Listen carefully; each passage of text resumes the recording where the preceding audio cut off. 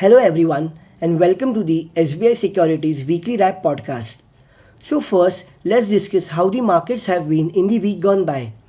Indian benchmark indices amid monthly derivative expiry and truncated week ahead closed in red for second week in a row after a sharp sell-off during the previous week.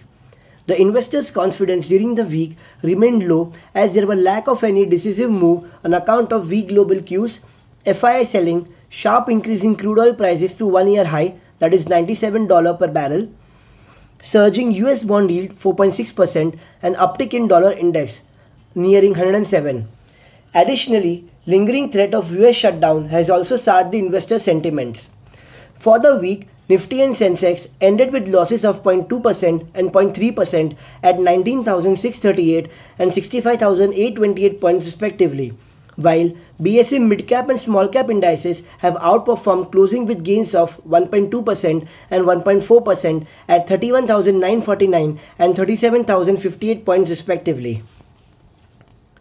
Talking about the weekly sectoral gainers and losers on BSE, except for BSE IT, consumer durable and auto, all other sectoral indices ended the week positive on BSE. The BSE healthcare, realty, capital goods, metal, PSU and power sectors were the biggest sectoral gainers with weekly gains of 2.6%, 2.5%, 2.2%, 2.2%, 1.6% and 0.7% respectively, while BSE IT, consumer durable and auto were the biggest sectoral losers with weekly loss of 2.8%, 1.3% and 0.5%. Now, talking about the weekly Nifty 50 gainers and losers, the top 5 gainers in Nifty 50 during the week were Bajaj Finance, Coal India, ONGC, Larsen & Toubro and NTPC, whereas the top 5 losers in Nifty 50 were Tech Mahindra, Infosys, LTI Mindtree, Titan and Asian Paints. Taking a check of some key monitorable, FIIs remain net sellers to the tune of Rs 3,595 crores, whereas DIIs remain net buyers to the amount of Rs 5,392 crores respectively for the week. Rupee depreciated 0.12% on a weekly basis against USD at 83.03 rupees per US dollar. Brent crude surged to $97.2 per barrel in this week, bringing it to its highest level since November 2022. The 10-year US bond yield touched 4.688 from a close of 4.438 levels last week, indicating a 16-year high. Dollar index hit a 10-month high and breached 106 levels, almost nearing 107. Now, some of the key economic developments to watch out for the next week are GST collections for September 23, auto sales number for September 23, RBI MPC meet which will be held from 4th October to 6th October and the result on interest rate will be announced on 6th October. We expect the same to remain unchanged. Indian companies will also kickstart the publication of their provisional financial data for second quarter of financial year 24. OPEC meeting outcome on 4th October 23. And the market will also keep a close eye on development regarding US shutdown. If US government expenditure fails to get US Congress nod, there will be a risk of sovereign rating downgrade. Now talking about some of the key corporate developments during the week were L&T Finance Holdings Limited subsidiary L&T Finance is selling Rs 4,762 crores of its distressed asset loan book to 3 asset reconstruction companies.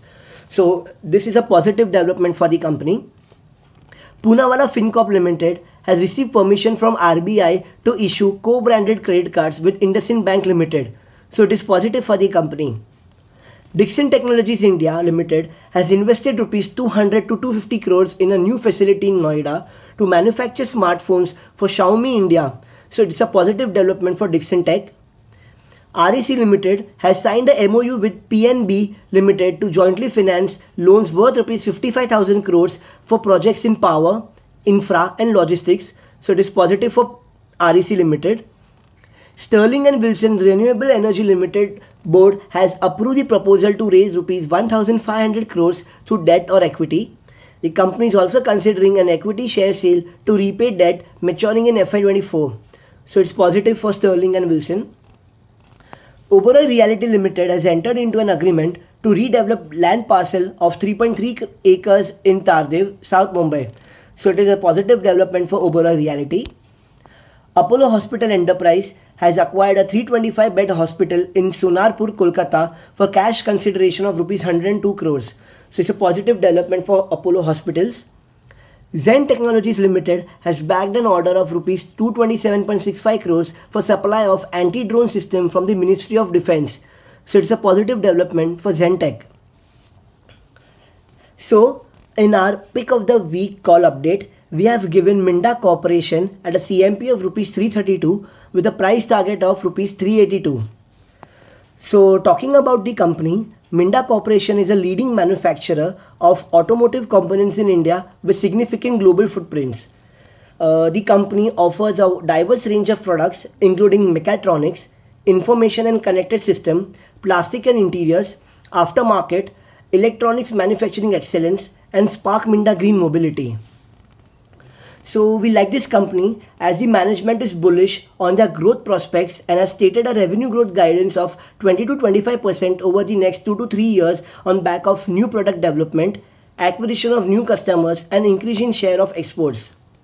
The company expects to increase its current EBITDA margin of 10.7% in 1Q FY24 to 12 to 13% on back of improving efficiencies, streamlining of fixed costs, and component localization initiatives.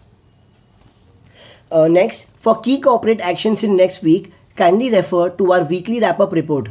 The link to view the report is shared in the description box below.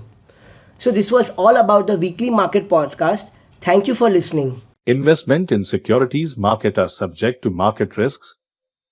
Read all the related documents carefully before investing.